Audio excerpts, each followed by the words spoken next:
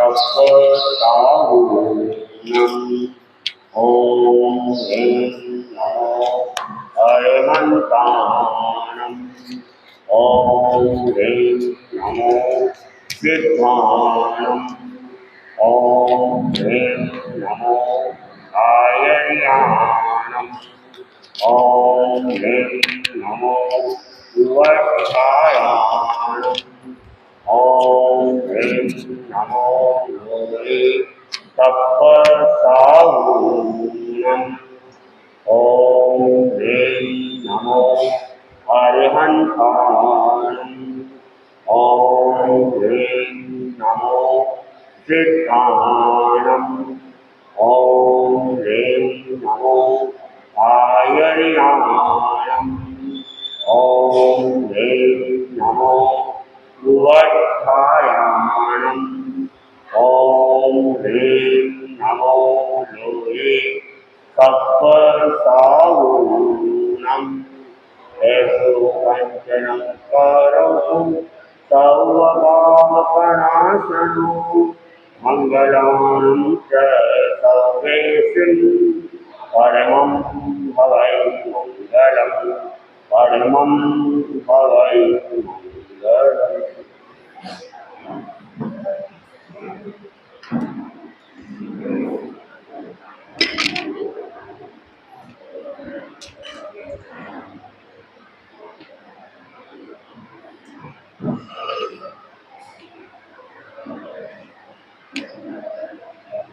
आराध्य के चरणों में कोटि नमन। परम पूज्य परम पावन आचार्य के चरणों में कोटि नमन। दुनिया संत पाठ स्वामी के चरणों में कोटि नमन। उपस्थित धर्म प्रेमी भाइयों, भीड़ में तू अकेला चल, भीड़ में तू अकेला चल, जिंदगी सफल बना पल पल, जिंदगी सफल बना पल पल, भीड़ में तू अकेला चल। स्वागत सुख सागर लहराए, सदा सदा चल चल, भीड़ में तू अकेला चल, भीड़ में तू अकेला चल। एक क्षेत्र में चक्रवात बलदेव न दो मिलके, एक क्षेत्र में चक्रवात बलदेव न दो मिलके, टकराते आपस में दोनों सितारे झुलके, दो मिलने से दुख है तारा, निर्मल कमल, भीड़ में तो अकेला चल, भीड़ में तो अकेला चल। बाहर भीड़ चली होगी, भीतर भीड़ न होगी, तेरा जीवन धन्य बनेगा अनासक्ति फिर योगी। मैं हूँ आत्मा और न कुछ भी, बन चित निर्मल, भीड़ में तू अकेला चल, भीड़ में तू अकेला चल। जो अपने को पहचानेगा उससे मौत डरेगी, कुछ नहीं चाहे सब कुछ मिलता परम शांति प्रकटेगी। कमल अमल उज्जवल होकर तेरा आभा मंडल, भीड़ में तू अकेला चल, भीड़ में तू अकेला चल, जिंदगी सफल बना कर कर, भीड़ में तू अकेला चल। आया अकेला जाए अकेला, कोई न सच्चा साथी, साथ न चलना चल धन जीवन बंगला गोरा हाथी। अनुभव कर ले अपने अकेले कन का, मुनि संजय कद कर भीड़ में तू अकेला चल, भीड़ में तू अकेला चल, जिंदगी सफल बना कर कर, भीड़ में तू अकेला चल, स्वास्थ्य सागर लहराए, सदा चला चल चल, भीड़ में तू अकेला चल, भीड़ में तू अकेला चल। अपने बात कर लेती महाशक्ति कौशल्या, कौशल्या सच धज में तैयार होकर कुछ ही घंटों के डाक किले का इंतजार करते और वहां पे बदाया कोर्ट में लग चुकी है कि राजमाता बनने वाली है, किसी समय में राजमाता बनने वाली। कौशल्या अपने अतीत में खो जाती है और याद आ सकती है कि जब राम का जन्म हुआ था तो अयोध्या में कितनी खुशियां मनाई गई थी और उसका जैसे रोना धोना, तो सब लोग आके एक साथ खड़े हो जाते। दासिया उसे लेने के लिए तरफ थे कि मैं तुम्हें लूं, मैं तुम्हें लूं, मैं तुम्हें। जब दासिया एक एक करके राम को देखी, अपने आप को बहुत किस्मत वाली समझती, या ऐसा पुत्र को आज हमने गोद में दिया। और कौशल्या अपने अतीत में खो के उस दिनों को याद करती हुए कैसे राम कैसे बड़ा हुआ। राम अपनी ज्ञान प्राप्त करने को चला जाता है, वहां पे अपना ज्ञान से प्राप्त करके वापस लौटता है, एक युवा बन के वो वापस घर पे आता है। जब उसको देखते ही मां चौंक जाती है कौशल्या कि मेरा राम इतना सुंदर है और इतना विशाल, बुद्धिमान और तेजस्वी है। उसे गर्व होता है अपने आप, और ऐसे तो पूरा अयोध्या भी राम को देख के गर्व करता था कि इतना तेजस्वी ओजस्वी राम। अब अतीत में डूबती डूबती अपने पियर चली जाती। कैसा मेरा बुरा हुआ, वो वहां तक पहुंच जाती। ऐसा हुआ ना तो कोई जानता होगा न कोई पहचानता, किसी ने कभी सुना भी होगा कि नहीं। राजा कौशल सुकौशल राज्यसभा में बैठा था और राज्यसभा में गोष्ठी चली रही थी। एक गुप्तचर आके बंधन करता है राजा।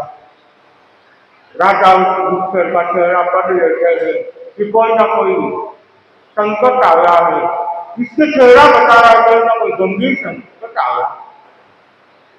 तो राजा अपनी सभा को समेट के कक्ष में चला जाता है और गुप्तचर को कक्ष में बुलाता। गुप्तचर कक्ष में आके वंदना करता और राजन को कहता है, राजन बहुत बड़ा संकट आ गया है, अयोध्या मेरे दिल विजय करके अपनी ओर बढ़ रहे हो। ये सुनते ही राजा चौंक जाता है और राजा कहता है, पूछता है, अभी कितने दूर है? दशरथ तो दूर तो अभी कुछ ही समय में या कौन सकते हैं, उनकी विशाल सेना के साथ हो यार है, वो कभी भी अपने ऊपर युद्ध कर सकते। तो राजा उसे कहते हैं गुप्तचर को, तुम जाओ वापस खबर देते रहना, मैं तत्काल मीटिंग बुलाता हूँ मंत्रियों की। और तत्काल मीटिंग बुलाई जाती है मंत्रियों की और वहां पर ये बात रखी जाती है कि युद्ध करने के लिए राजा दशरथ आ रहा है और विशाल सेना लेके वहां पहुंच रहा है। इतनी बात सुनते ही हम ये तो कोई तैयार नहीं थे और राजा सुकौशल जानता था कि युद्ध करने से खून खराबा होगा, पाप होगा, युद्ध करना तो नहीं चाहता, लेकिन सामने संकट आ गया है तो क्या करे, उससे तो लड़ना तो पड़ेगा। मंत्री लोग कहते हैं, महाराज अपने पास ना तो इतने सैनिक है, ना भी हम कहाँ हथियारों को इकट्ठा करेंगे, और युद्ध सामने खड़ा है, आप तो समर्पण कर लो, कितने राजा ने समर्पण किया है, आगे समर्पण कर लो।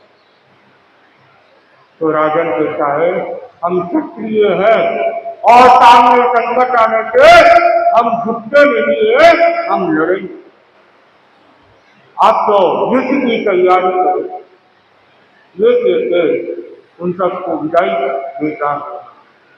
फिर भी मंत्री लोग बार बार प्रयास करते हैं कि कैसे भी करके युद्ध को रोका जाए, और कैसे भी करके समर्पण होके कितनों की तो जान बचाई जा सकती, क्योंकि एक निश्चित था कि युद्ध में जीतना हमारे बस की बात। फिर भी राजा कहता है, क्षत्रिय धर्म कहता है युद्ध तो करना ही पड़ेगा, ऐसे हार नहीं मान सकते, और युद्ध के लिए तैयार हो जाता। ये बात अंतरपुर में रानी अमृतप्रभा को पता चलती है, और उसकी बेटी पराजिता रहती है, उसे भी पता चलती है कि पिताजी तो युद्ध पे जाने वाले हैं, अयोध्या में आए हुए, और सब सेना के साथ वो वहां चला जाता है युद्ध के लिए। युद्ध के लिए वहां पहुंचने के बाद सामने से आती हुई एक बड़ी सेना देख उनके मन में घबराहट होती है, और ये अंदाजा लगाया जाता है कि हम दादाजी छुटने वाले यहाँ तो नहीं। फिर भी मंत्री लोग राजन के पास पहुंच के वापस निवेदन करते हैं कि देखो अभी भी समय है, समर्पण कर लो, और अपना न हारना तो निश्चित नहीं है, लेकिन समर्पण करने से कितनों की तो जान बच जाएगी। लेकिन राजा लड़ना तो है ही है, कुछ भी समर्पण की तो बात हो ही नहीं किया, और युद्ध के लिए तैयार रहता है, और दोनों आमने सामने हो जाते हैं और युद्ध चालू हो जाता है। और इधर महारानी और उसकी पुत्री अपने कुलदेवी के सामने बैठे प्रार्थना करने बैठ जाती है कि आया हुआ संकट कैसे भी करके टाल दो, आया हुआ संकट टाल दो, आया हुआ संकट टाल दो। और यहाँ पे युद्ध चालू हो जाता है। युद्ध करते करते सामने राजा की तो पता चल गया कि अब हमारे सामने हार के सिवा कोई बात नहीं है, और वहां मंत्रियों से बात करता है और राजमहल की ओर मुड़ जाता है। 4-5 मंत्रियों के साथ बातचीत करके राजमहल की ओर मुड़ जाता है। जैसे ही राजमहल की ओर मुड़ता है, एक दासी आके कहती है, राजा तो वापस राजमहल की ओर मुड़ गए, और रानी का खून उकल उठता है। एक क्षत्रिय होकर युद्ध मैदान से वापस आ रहे हो, क्या बात होगी, ये कोई अच्छी बात नहीं। और रानी और उसकी पुत्री दोनों राजमहल के मुख्य द्वार से जाने के लिए तैयार हो जाते, कि राजा को समझा के वापस उनके लिए भेजना। ये सोच के वो दोनों वापस पहुंच जाते, और राजा अपने कुछ मंत्रियों के साथ वहां से वापस आता है। जब तक ये पहुंचे हो तब तक महल के अंदर पहुंच जाता। रानी उसके सामने खड़ी हो जाती है। रानी कहती है, एक क्या बात हुई, एकदम गुस्से में रहती है, नाच की हुई रहती है, तो एक क्या बात हुई, मित्र आप बात तो क्यों आ गए, अच्छी बात थोड़ी होती है, अपने को लड़ना है, जान जाए तो जाए, लेकिन अपने को लड़ना है, अपन क्षत्रिय है, अपने को हार नहीं माननी। और राजा कुछ नहीं कहता है, चुपचाप रानी की बात सुन रहा है, और रानी जो आगे जो बोली जा रही है, सुनाई जा रही है, आप वापस जाओ युद्ध के लिए, आप युद्ध करो, आप कैसे वापस बताओ? समझा नहीं जा रहे हैं रानी उसको। लेकिन राजा कुछ नहीं बोलता और रानी के मन में और गुस्सा तीव्र होता जाता कि राजा को इतनी बात कहने के बाद ये कुछ जवाब क्यों नहीं दे रहे? क्या बात है? तब वो वापस उसको राजा को कहती है, राजन, आप बहुत गलत कर रहे हो, वापस आपके नीचे आप वापस जाओ। आप क्या चिंतन कर रहे हो और क्यों चिंतन कर रहे हो? कहाँ चिंतन करने की जरूरत है? मैं जानती हूँ कि ये कहना बहुत छोटी है, उनके सामने कितना अपना अपनी बस की बात नहीं है, फिर भी युद्ध तो करना पड़ेगा, चाहे जीत हो चाहे पराजित हो, युद्ध में तो जाना पड़ेगा। गुस्से से भी नहीं समझे, वापस प्रेम से भी समझाने की कोशिश की तो राजा कुछ जवाब नहीं देता है, तो उसका क्रोध और बढ़ता जाता है। रानी देखती है क्या बात हो गई, उनके मन में क्या चल रही है, तो इससे यूं भूल होते हैं और जब मैं इतना कह रही हूँ वापस ना तो कोई जवाब दे रहे हैं, जाने की कोई बात कर रहे हैं, कुछ ना कुछ तो बात हुई है। अब इसके मन में भी शंका उठने लग जाती। जब इसका बोलना बंद हो जाता है रानी का, तो राजा कहता है, देखो मैं इससे वापस हार मान के नहीं आया हूँ, कुछ सोच समझ के आया। तो उसके लिए वापस जब राजा की आवाज सुनती है तो वो गुस्सा उसका वापस बढ़ जाता है। कुछ सोच समझ के आया तो मतलब क्या हुआ? जब जिससे तुम हारे नहीं हो और हारना भी नहीं है और ऐसे ही लोग का है तो बात क्या हुई? तो आपको यहाँ वापस आना पड़ा भवन में। तो राजन कहता है, अपनी एकाएक पुत्री है और राजकुमार दशरथ, उसके लिए योग्य वर मिल सकता है, इससे अच्छा वर मिलना बहुत मुश्किल है। और मैं इसलिए ये सोच के आया हूँ कि अपनी बेटी की शादी दशरथ के साथ करा। फिर भी राजकुमारी बेटी, आपका सोच बहुत अच्छा है, लेकिन ऐसे युद्ध से आना अच्छी बात थोड़ी है। तो मैं तो आपको पूछने आया हूँ कि आपकी क्या राय है? मैं युद्ध से वापस इसलिए नहीं आया, मेरे मन में वो भावना आई कि मेरी बेटी की शादी उसके साथ करा दूं, तो मैं तो आपसे राय लेने आया हूँ। मैं तो वापस आपसे राय लेके जाने वाला। इतना सुनते ही राज महारानी बोल जाती है, बेटी की शादी तो करनी है, वर ढूंढ ही रहे हैं और दशरथ अच्छा युद्धा भी है, सुंदर भी है और उसको भी विवाह करना ही है, तो ये प्रस्ताव तो बहुत अच्छा है। जब रानी ये बात सुनती है तो उससे विश्वास करती है कि आप जाओ और अपना प्रस्ताव देके आ जाओ। और राजा रानी की बात से खुश हो जाता है। जो राजा ने अपने मन में सोचा था वह बात सुनकर खुश होकर वो वहां से वापस मैदान के लिए रवाना हो। अब कल सुनेंगे क्या वापस युद्ध करेंगे या फिर शादी का प्रस्ताव देंगे। और हम बात सुना रहे थे, अपनी बच्चा भी साथ में सुना रहे थे, दीक्षा का प्रोग्राम आगे हो गया था और 15 दिन बाद मेरी श्वास थोड़ा ठीक होने लगा। तो पिताजी ने कहा, देख अब कब जाना है दूसरे से जाके वापस दीक्षा की डेट लेके आ जाते हैं। फिर मैंने कहा, आपका स्वास्थ्य ठीक नहीं रहता है, कोरोना चल ही रहा है, मैं पहले कृषि कुमारी स्वामी के पास संपर्क कर लेता हूँ, फिर अपना आगे का प्रोग्राम बनाते टिकट बनवाते। पापा का मन था नीमच के आग का दर्शन करने का या चित्तौड़ के आग का दर्शन करने का। तो मैंने हेमंत जी को बात की कि मेरा पीपी कुमार जी स्वामी से पूछ लेना भाई कब आए वापस दीक्षा का आदेश लेना है, तो हम कब आए।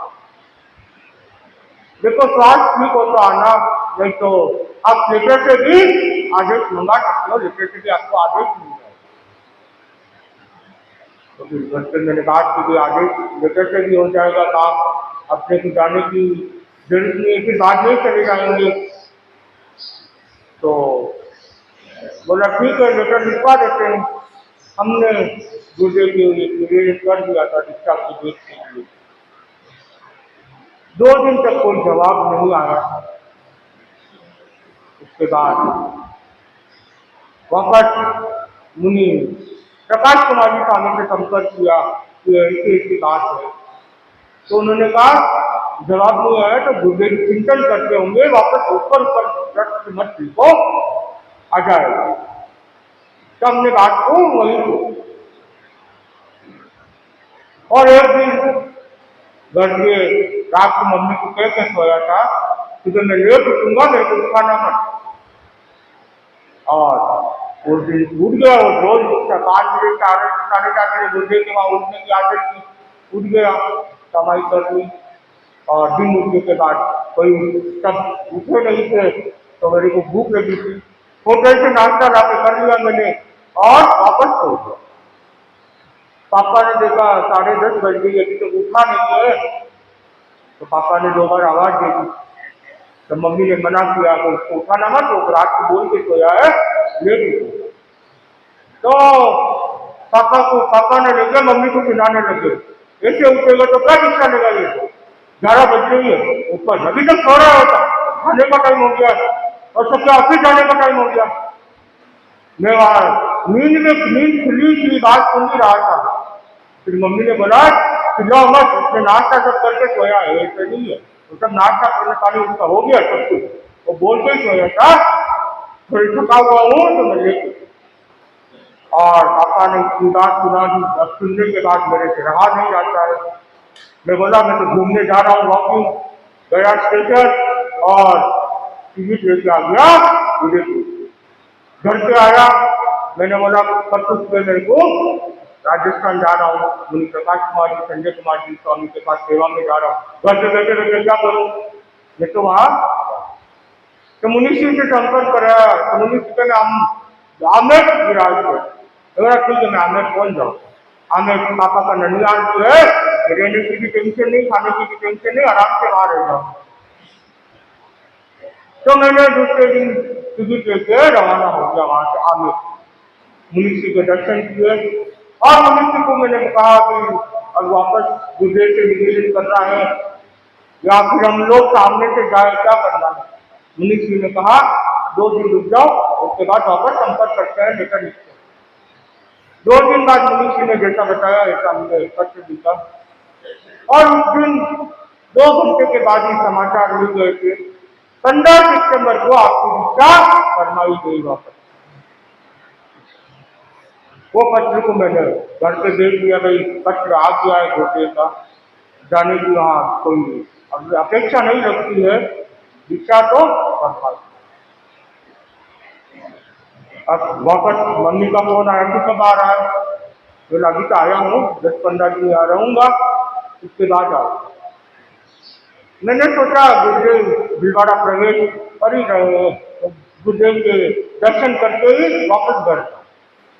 तो इतने से पहले ही मैसेज आने चालू हो गए कि बाहर के लोग नहीं आए, कोरोना चल रहा है या मनाई। तो फिर बोला मनाई है तो अपने को तो जाना ही, अपने को तो मर्यादा तोड़नी नहीं है। और फिर मैंने चतुर्मास रहने के बाद यहाँ से रवाना होकर घर चला। घर जाने के बाद थोड़े दिन हुए, पापा ने पूछा एकदम से क्यों चला गया था तुम, बोला ही नहीं जा रहा हूँ मैं तो। मैंने कहा आपने डांटा था ना मेरे को, कि तुमको क्या डांटा, मैंने मम्मी को तो डांटा ना तुमने, बोला मेरे को लेके तुमने मम्मी को डांटा था, इसलिए मैं गया। तो इतना गुस्सा करता अभी भी दीक्षा ले रहा, इतना गुस्सा रहता। मैं कहा गुस्सा क्या किया, मैं तो प्रेम से ही गया, आपको बड़ी कुछ बोला, मम्मी को कुछ नहीं बोला, मैं तो प्रेम से, मेरे कोई लड़ाई झगड़ा किसी से नहीं की। तो बात वही खत्म कर वापस दीक्षा की तैयारियां चालू है। और मुनि प्रकाश कुमार स्वामी ने कहा इस बार ऐसे करना, तुम लास्ट मोमेंट में मत आना, 1 महीने पहले आके बैठ लो घूमते के बाद। कोरोना का कोई भरोसा भी नहीं है और तुम कान देने जो भी आज दीक्षा में आना है, कोई आगे नहीं आया, मम्मी पापा को लेकर तुम 1 महीने पहले आ जाना या गुरुदेव की सेवा कर लेना, नहीं तो फिर हमारे इधर सेवा कर लेना। तुम 1 महीना पहले राजस्थान पहुंच जाओ, चेन्नई के भरोसे मत रहना इसका। तो हम लगभग 20 दिन 21 दिन पहले वहां से रवाना हो गए। मैं मम्मी पापा तीनों रवाना हो गए। बाकी तो सबको बोल दे जब आना हो तो पहुंच जाना, 14 तारीख 13 तारीख तक आप पहुंच जाना। पापा ने कहा हम व्यवस्था सब कर लेंगे, तुम तुम्हारे हिसाब से आए। और यहाँ पे आए, गुरुदेव के दर्शन किए। पापा ने बोला जयपुर जाना है, वहां जाना है, यहाँ जाना है। उनके साथ वापस एक राउंड पूरा लगा के हम पहुंच गए चतुर्मासा संजय कुमार जी स्वामी का वहां पर 8 दिन वहां पे सेवा की। और मुनि प्रकाश कुमार जी स्वामी ऐसे तो जानकार है ज्योतिष के, तो उनसे मुहूर्त निकाल के हम समझ के दिन गुरुदेव के बाद पहुंचे। अब कल सुनेंगे कैसे क्या हुआ और कैसे दीक्षा हुई किसी के साथ हो।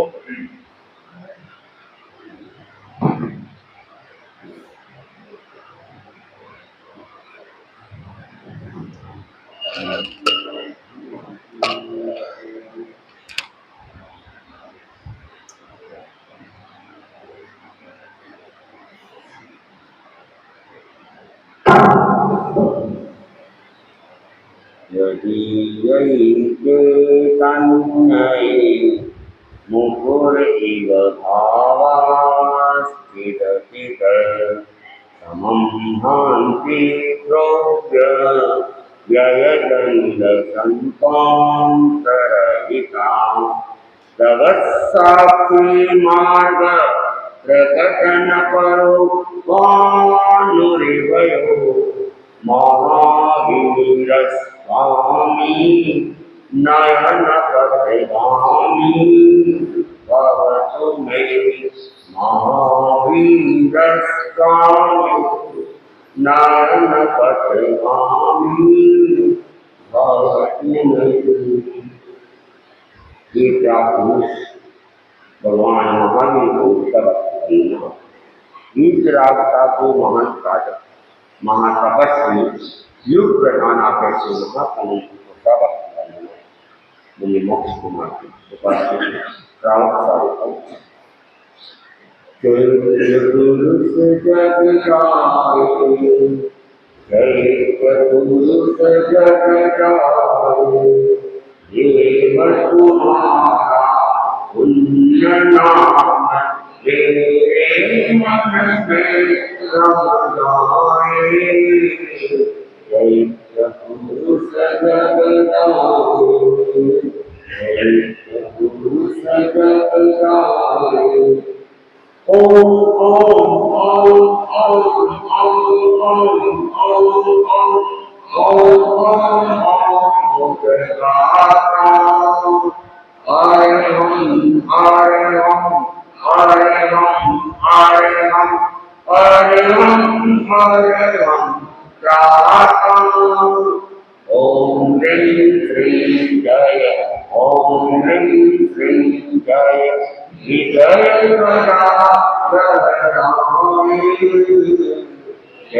जय पुरुष जग जाए, जय पुरुष जग जाए। ओम जय विष्णु विष्णु जय ओम ओम ह्रीं श्रीं ह्रीं श्रीं जय श्रीं न सामन ओम राधि सामन ओम ह्रीं ह्रीं ह्रीं ह्रीं ह्रीं ह्रीं नाम मंत्र तव संरोहन सतत अमृत बरसाए।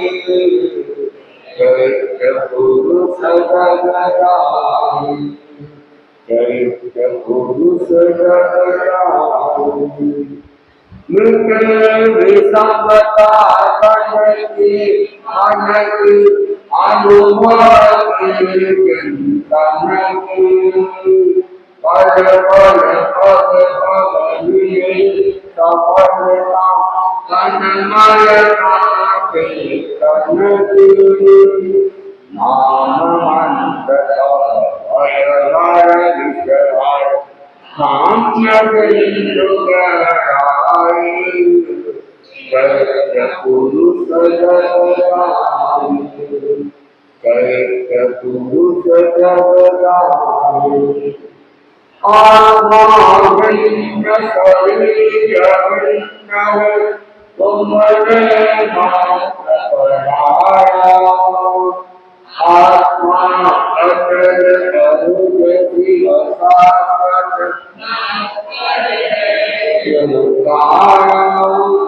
आत्मा आत्मा एकाराय आत्मा में लय पाए कैत्य पुरुष जगदाई कैत्य पुरुष जगदाई तुम्हारे रूपात्र तुम आत्मा सर्वदा आत्मा से हम सब बन जाए परमात्मा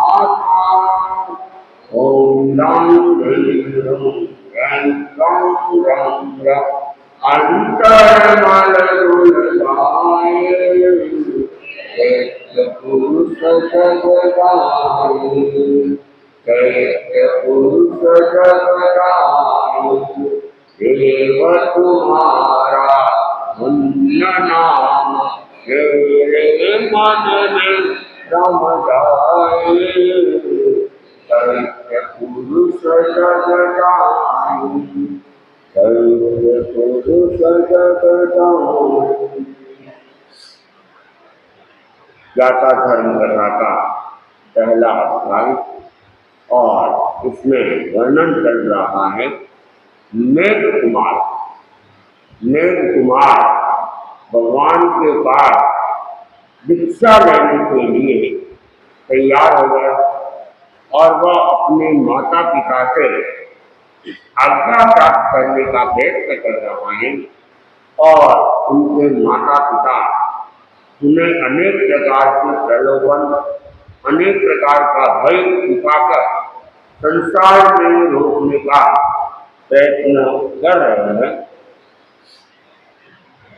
तुमं तनम जाया सुसमुच्चये मोते नम दू समुच्चये नालम सियम नालम पुनम नालम युवम नालम युरासम नालम बाह्य वित्तीय सिंबियम सन्निवाह्य विविहे रोगायंते उच्चावय रामकंठये पारिसम परिसहोतवग्गे उदिन्ने सम्मम अय्यासिक्के गुंजाई तावदाय मानुष्य काम भोगे तो पच्चा पुत्र भोगी समरस्य भगो महायश अंत्ये मुंडे भविता अगाराओ अंगार्यम पवैस्तयु एवं खलु अम्मायाओ निकंते पावेणु युवाणम पाविराणम कापुरुषाणम इयलोक परिबद्धानम परलोक नित्यवासानम गुरुजुने पायगणस्यम नो देव नम विरस्य नित्य वैवस्यश्च एक्तकिल करम करण्याये तम इच्छानि नम अम्याओ तुद्देहुल अपुन्नुनाय समाय समनस्य भगवो महावीरस्य अंत्ये मुंडे भविष्याणम आगाराओ अंगार्यम भविष्ये। जब माता पिता हमें बार बार कह रहे हैं कि अनेक प्रकार के साधु जीवन में कष्ट आते हैं, हर तरह का भोजन वहाँ उपलब्ध नहीं होता है, आधा कर्मी मध्यसिक आदि नहीं रहना है, तो तुम क्या करो, अभी तो यहाँ पर रहकर सुखपूर्वक अपना जीवन यापन करो और जब तुम परिपक्व उम्र के हो जाओ तब तुम दीक्षा ले लेना। तो जवाब में मेघ कुमार कहता है कि माता पिता आप जैसा कह रहे हैं वैसा ही है। जात श्रमण निर्जन को आधा करनी औद्देशिक कृत के स्थापित रचित दुर्भिक्ष भक्त कांतार भक्त वार्षिक का भक्त ज्ञान भक्त मूल भोजन कंद भोजन फल भोजन बीज भोजन अथवा हरित भोजन खाना व पीना नहीं है। जात तुम सुख भोगने योग्य हो, दुख भोगने योग्य नहीं हो। तुम सर्दी गर्मी भूख और प्यास वाती कैप्टिक क्लेश में और सामने विविध प्रकार के रोगों और आतंक उच्चावश इंद्रियों के विषय तथा उदीर्ण वायु परिसर और उत्सर्ग इन सबको सहन करने में समर्थ नहीं हो। इसलिए जात तुम पहले मनुष्य संबंधी काम भोगों का भोग करो, उसके बाद गुप्त भोगी बन रमण भगवान महावीर के पास मुंद हो, अंगार से अंगार तन में प्रवर्तित हो। तो अमृत कुमार कह रहा है कि माता पिता आप जैसा कह रहे हो वो उचित है, वैसा ही है कि साधु को आधा कर्म इत्यादि भोजन नहीं लेना है, कृत भोजन भी नहीं लेना है और दुर्भिक्ष भक्त कांतार भक्त भी नहीं लेना है। दुर्भिक्ष भक्त क्या होता है? दुर्भिक्ष भक्त जब कभी अकाल पड़ जाता है और अकाल की वह स्थिति आ जाती है कि जब कोई राजा महाराजा या सेठ साहूकार ही आम जनता के लिए भोजन की व्यवस्था करते हैं, उनके लिए भोजन बनाते हैं, तो वह स्थिति दुर्भिक्ष की कहलाती है। और वैसे वर्तमान में हम देखें तो कोरोना काल जो आ गया था और कोरोना काल के अंदर भी अनेक लोगों के लिए खाने पीने की समस्याएं पैदा हो गई थी, तो सरकार ने सारी व्यवस्था चालू की थी और अनेक संस्थाएं उन्होंने भी अपने दानशालाएं खोल दी या अनेक जगह जाकर उन्होंने भोजन का वितरण प्रारंभ कर दिया। तो ये सब इस प्रकार का जो भोजन है वो एक तरह से दुर्भिक्ष भोजन कहलाता है और वह भोजन भी साधु को नहीं लेना है। और दूसरा वार्धलिका भक्त कि जब व्यक्ति बीमार हो जाता है, साधु बीमार हो जाता है और किसी अस्पताल के अंदर उन्हें भर्ती करवा दिया जाता है, तो हॉस्पिटल के अंदर जो दिया जाने वाला भोजन है वह भोजन नहीं लेना। और हॉस्पिटल में नहीं भी है लेकिन बीमार के लिए तैयार किया हुआ भोजन वह भी साधु को नहीं लेना। तो इस प्रकार साधु जीवन में अनेक प्रकार के कष्ट आते हैं और यहाँ तक कि 22 परिसर और उसके अलावा अनन्य उत्सर्ग को सहन भी करना पड़ सकता है। तो वेद कुमार कह रहा है कि 22 परिसर हो चाहे उत्सर्ग हो, जहाँ आत्म शांति की बात होती है वहाँ उन कष्टों की अनुभूति नहीं होती है और ये कष्ट जैसे नहीं लगते हैं, बल्कि प्रसन्नता के साथ में इन कष्टों को भोग लिया जाता है। इसलिए माता पिता आप जो बार बार कह रहे हैं कि साधु जीवन में अनेक प्रकार के कष्ट है, उत्सर्ग है और आहार पानी की भी अनेक समस्याएं आती है, इसलिए तुम अभी काम भोगों में रहो और परिपक्व उम्र में दीक्षा लेना। माता पिता ये निर्जन प्रवचन कीट कायर कापुरुष इहलोक से प्रतिबद्ध और लोक से परांग प्राप्ति साधारण मनुष्य के लिए इनका आचरण करना दुष्कर है। धीर निश्चय और व्यवसाय संपन्न व्यक्तियों के लिए संयम का आचरण किंचित भी दुष्कर नहीं है। इसलिए माता पिता मैं चाहता हूँ तुम्हारे द्वारा अनुज्ञात होकर श्रमण भगवान महावीर के पास मुंड हो, अंगार से अंगारता में प्रवर्तित हो जाऊं। तो वह कह रहा है कि माता पिता ये निर्ग्रंथ प्रवचन है, वो कीट कायर या कापुरुषों का धर्म नहीं है। ये तो जो साहसी है, वीर पुरुष है, वीर पुरुष है, वीरले व्यक्ति है, उनके लिए ही ये धर्म है। सामान्य व्यक्ति इस धर्म को अपना नहीं सकता है। इसलिए माता पिता मैंने अच्छी तरह से चिंतन कर लिया है और संयम के मार्ग पर कौन कौन से कष्ट आने वाले हैं, उन कष्टों का भी मुझे अनुभव है या जानकारी है। इसलिए आप मुझे तो क्या करें, अनुज्ञा प्रदान करें और मैं भगवान महावीर के चरणों में जाकर अपने आप को उनके चरणों में समर्पित कर लूं और अणुगारता को प्राप्त कर लूं।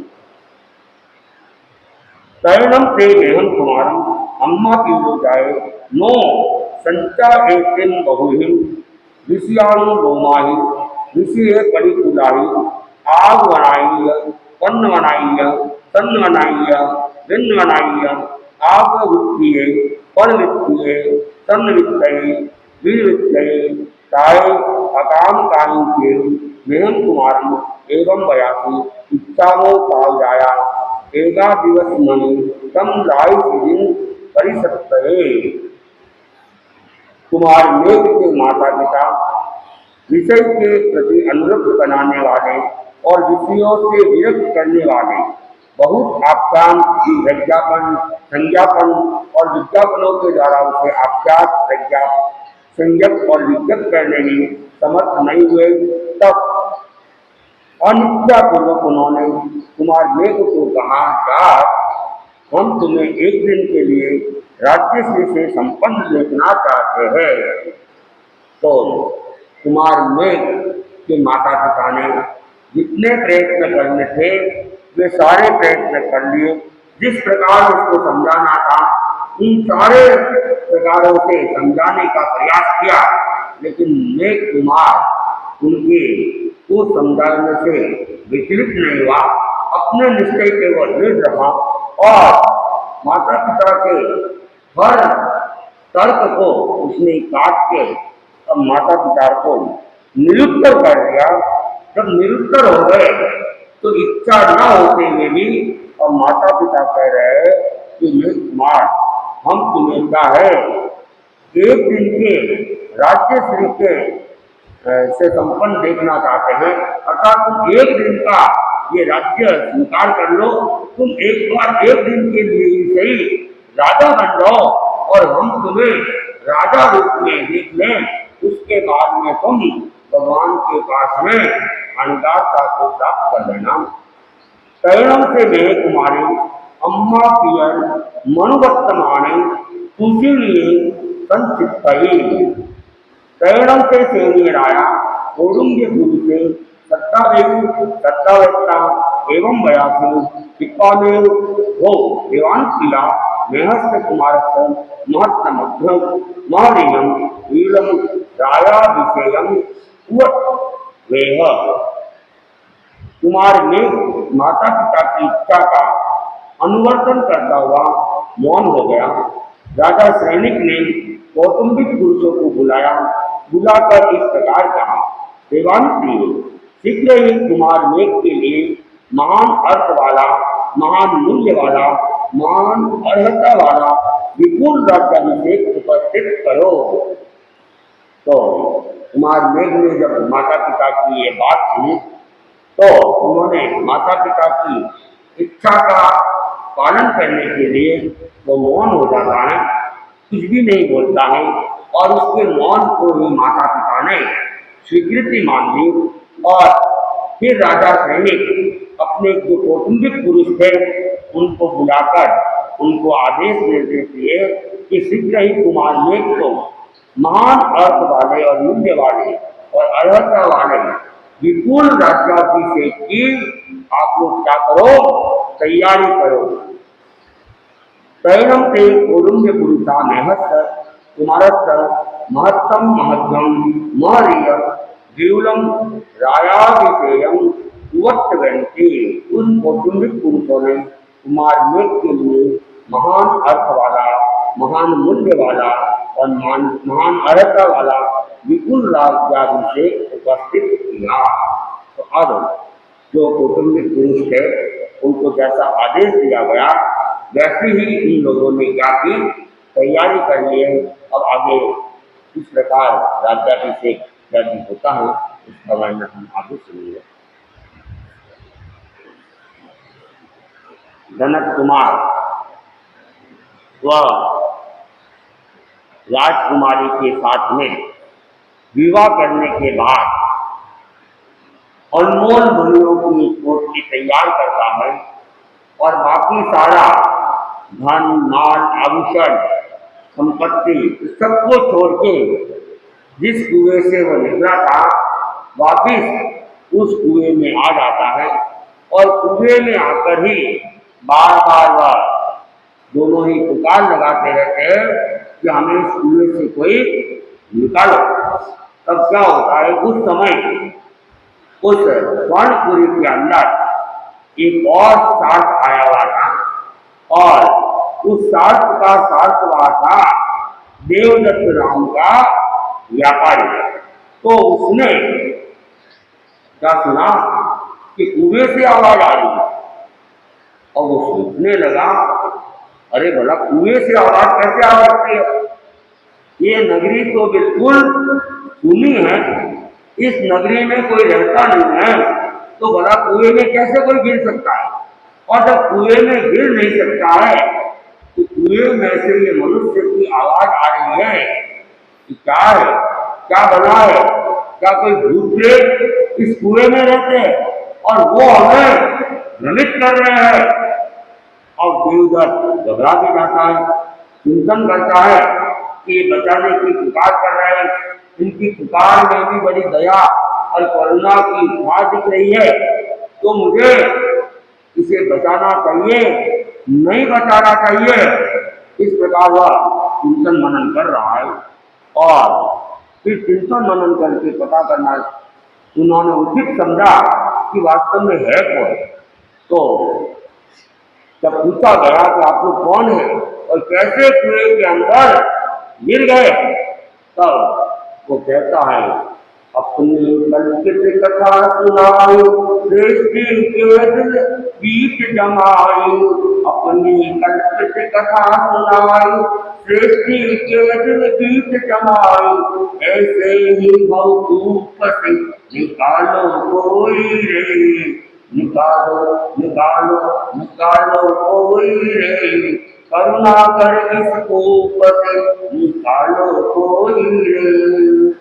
प्रथम गिरी थी पत्नी नीचे, मौवत में भी पीछे, बोला कि इस कोप से निकालो कोई रे, निकालो निकालो निकालो कोई रे, करुणा कर इस कोप से निकालो कोई रे।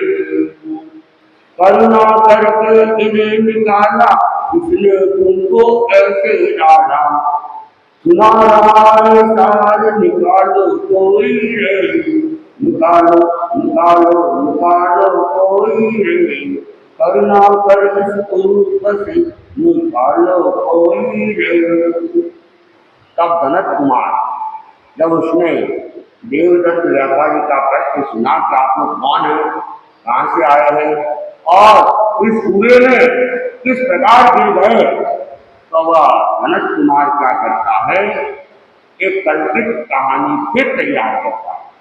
एक कहानी तो पहले बनाई थी उसने, सुदत्त सेठ को कल्पित कहानी सुनाई थी, अब दूसरी कहानी वह यहाँ सुना रहा है और इस ढंग से कल्पित कहानी को उसने बनाया और सुनाया और सेठ के हृदय के अंदर से जमा दिया। तो सेठ को लगा, वो सेठ को कह रहा है कि क्या करे, हम तो बाहर से आए हुए थे और मेरी पत्नी इस कुएं के अंदर चक्कर आने से गिर जाती है और फिर मैं भी मौके वशीभूत होकर उसे बचाने के लिए कुएं में कूद पड़ता हूँ। और यहाँ पर हम एक मेखला के ऊपर अटक गए हैं। अब आप हमारे ऊपर करुणा करें, दया करें और हमें इस कूप से बाहर निकालें। तो फिर देवदत्त को थोड़ा विश्वास हुआ कि भूत प्रेत तो नहीं लगते हैं, है तो कोई मनुष्य ही भटकते भटकते यहाँ आ गए होंगे और ये कह रहे गिर गए तो गिर गए होंगे। तो उसने अपने आदमियों की सहायता से उन पति और पत्नी दोनों को क्या करते हैं, निकालते हैं, बाहर निकालते हैं। फिर वापस पूछता है, सच सच बताओ तुम गिरे थे या तुम्हें किसी ने गिरा दिया था, क्या हुआ था? तुम जो कुछ भी सत्य सत्य बात है वो बताओ। तो जनक कुमार अपनी परिचित कहानी ही उससे देवदत्त सेठ को सुना रहा है और देवदत्त सेठ को कहता है कि उनसे क्या है, मेरे परदेसी है और वापिस अपनी नगरी में जाना चाहते थे, बीच में इसका विश्राम लिया था और विश्राम के दौरान जो जहाज जिसके साथ आया था अचानक वो चला जाता है और हम पीछे ही रह जाते हैं। बाद में यह राजकुमारी उसको चक्कर आता है, कुएं में गिर जाती है और फिर मैं भी इसको बताने के लिए कहता हूँ, अब आपने हमारे पर दया की है और आपने कृपा की है, आपने मेहरबानी की है कि हमको एक नया जीवन दान दे दिया, कुएं से हमें बाहर निकाल दिया है। अब हम क्या चाहते हैं कि आप हमारे पर और थोड़ी दया कर ले, आप थोड़ी और कृपा कर ले और मेहरबानी करके अपना जो आपका जहाज है इस जहाज के साथ हमें भी इस इस नगरी से बाहर ले जाए और वहां से हम अपने राज्य में चले जाएंगे। और वह कह रहा है, कर्मों की कैसे माया है, कर्मों की कैसे माया है, यदि मुझको धन सह ले जाओ, यदि मुझको धन सह ले जाओ तो छठा हिस्सा तुम पाओ, तो छठा हिस्सा तुम पाओ। मणि लेकर उसे दिखाया है, मणि लेकर उसे दिखाया है, कर्मों की कैसे माया है, कर्मों की कैसे माया है। वाहन सागर में चलता है, वाहन सागर में चलता है, सृष्टि का भाव बदलता है, सृष्टि का भाव बदलता है। दुर्धान हृदय में छाया है, दुर्धान हृदय में छाया है, कर्मों की कैसे माया है, कर्मों की कैसे माया है। क्या रूपवती यह नारी है, क्या रूपवती यह नारी है, ये मूल्यवान मणिहारी है, यह मूल्यवान मणिहारी है। दुर्लभ दोनों की छाया है, दुर्लभ दोनों की छाया है, कर्मों की कैसे माया है, कर्मों की कैसे माया है। यदि इसको सागर में डालूं, यदि इसको सागर में डालूं, दोनों ही चीज मैं पालूं, दोनों ही चीज मैं पालूं। ऐसा संकल्प उठाया है, ऐसा संकल्प उठाया है, कर्मों की कैसे माया है, कर्मों की कैसे। नौकर चाकर से बात करे, नौकर चाकर से बात करे, दे लालच उनको साथ करे, दे लालच उनको साथ करे, अब अपना जाल बिचारा है, अब अपना जाल बिचारा है, कर्मों की कैसे माया है, कर्मों की कैसे माया है।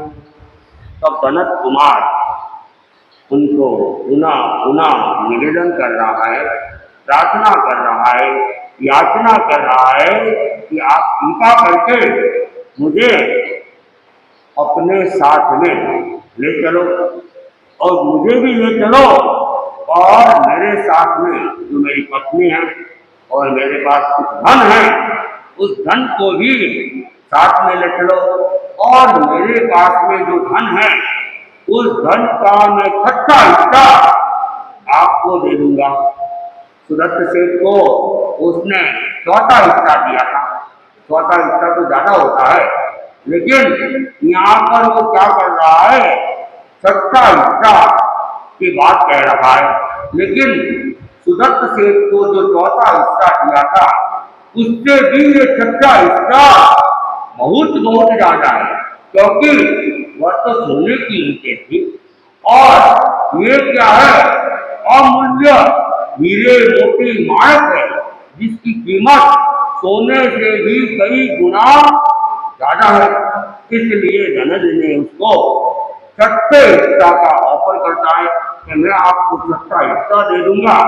और जब उसने वो पोटली खोल के दिखाता है कि मेरे पास में यह धन है, और मणि माणक मोती चमचमा रहे थे, और जैसे ही देवदत्त सेठ ने ये धन देखा तो सोचता ही रहा, अरे इसके पास में इतना धन है और मैं तो बाहर से कमा के लाया हूँ, और मेरे पास में अनेक अनेक जहाज है, उनमें जो माल भरा हुआ है वह तो इस धन के सामने कुछ भी नहीं है।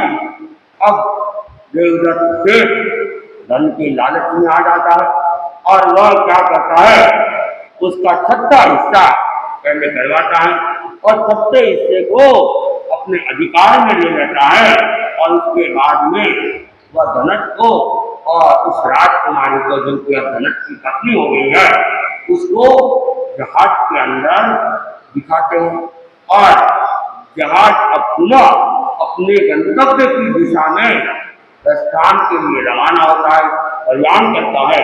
और जैसे जैसे समुद्र के अंदर वाहन चल रहा था, वैसे वैसे सेठ के विचार भी चलने लग गए, और सेठ जी का भाव अब बदलने लगा।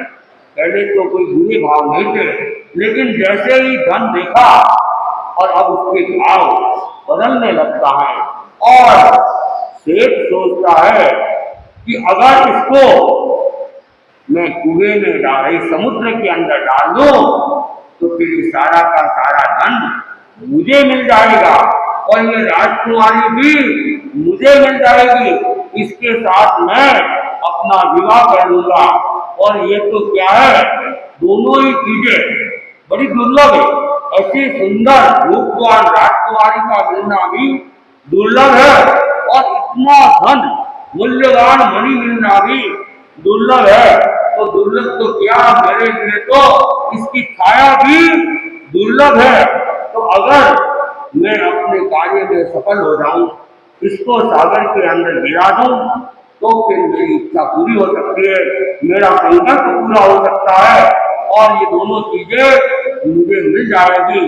जो ये मेरे बीच में कांटा है, धनत कुमार, जो भी नाम उसने बताया होगा, क्योंकि उसने सही नाम तो बताया ही नहीं था, उसने अपना नाम भी काटने की बताया था। तो ये अगर यहाँ समुद्र में गिर जाता है, मर जाता है, तो मेरे रास्ते का कांटा हट जाएगा और मुझे दो दो दुर्लभ चीजें मिल जाएगी। तो ये संकल्प करके वह क्या करता है, अपने जो नौकर चाकर होते हैं उससे भी बात करता है, और उनको भी थोड़ा लालच देता है, और लालच देकर उनको भी अपने इस माया जाल के अंदर, अपने इस षड्यंत्र के अंदर क्या करता है, मिला जाता है ताकि सुविधा पूर्वक हो जाए। तो नौकर चाकर को भी जब धन का लालच दिया गया, लोभ दिया गया, तो वे भी लोभ में आ जाते हैं और देश को कहता है कि आप जैसा करना चाहते हैं वैसा ही हम आपके साथ आपके कार्य में सहयोग करने के लिए तैयार है। तब इस प्रकार वे योजना बनाते हैं, किस प्रकार धनत के साथ आगे की घटना घटती है हम आगे सुनेंगे। और जैसा कि कल भी मैंने कहा था कि पर्यूषण के दिन नजदीक आ रहे हैं और हमें पर्यूषण की तैयारी करनी है। और कल बजरंगी के नाम लिखना प्रारंभ किए थे, भाइयों में भी और बहनों में भी। और ऐसा मुझे ज्ञात हुआ था कि भाइयों में एक स्वतंत्र बजरंगी हो सकती है तो प्रयासकारी है, अगर हो जाए तो बहुत अच्छी बात है। और भाइयों में होगी तो फिर बहनों में तो होनी होनी है, और बहनों में एक क्या फिर दो हो सकती है, क्योंकि कहा गया है कि बहनें कभी धर्म के मामले में भाइयों से पीछे नहीं रहती। अब तो धर्म के मामले में ही नहीं, अब तो कर्म के मामले में भी बहनें कहीं पीछे नहीं है। और कहते हैं लेडीज फर्स्ट, तो महिलाएं तो वैसे ही हर जगह आगे है। और वर्तमान में तो देश की राष्ट्रपति भी कौन है, महिला ही है ना। हाँ? तो फिर महिलाओं की शक्ति तो वैसे ही बढ़ी हुई है। तो अगर भाइयों की वेग होती है तो बहनें अपनी दो पत्नी की तैयारी कर ले तो बहुत अच्छा है। कहते हैं कि लालच करना नहीं चाहिए, लेकिन अच्छे काम का लालच करना भी बुरा नहीं है। तो मैं तो कोशिश करूंगा कि जैसा भी होगा, एक दो तीन जितनी भी हो, तो कुमार पाल वो नाम लिख रहे थे और अरुणा जी जात के नाम भी लिखने हैं। तो भाइयों में भी कोई जात के नाम लिखना चालू कर दे तो कर सकते हैं।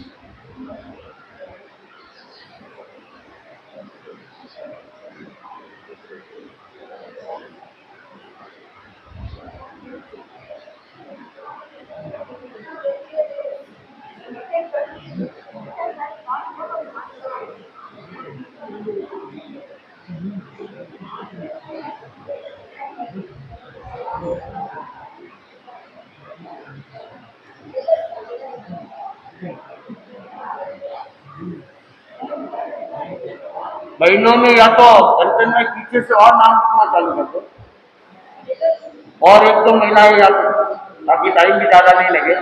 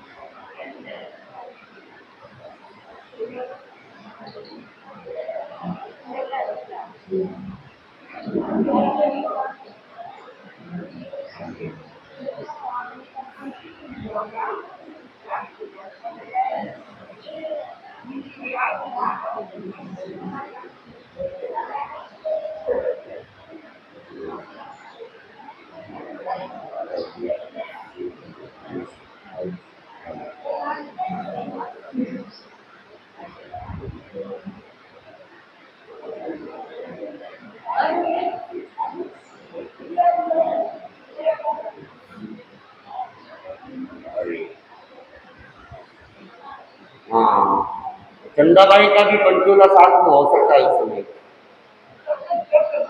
तो वो साथ में हो जाएगा ना। तो बजरंगी में तो सम्मिलित कर ही सकते हैं। उनका तब भी उसी दिन पूरा हो रहा है संभव गया।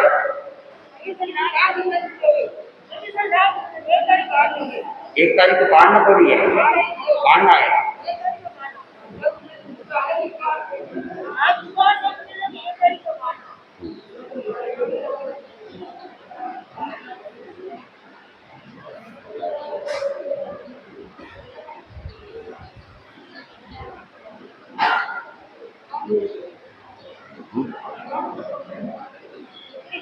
हाँ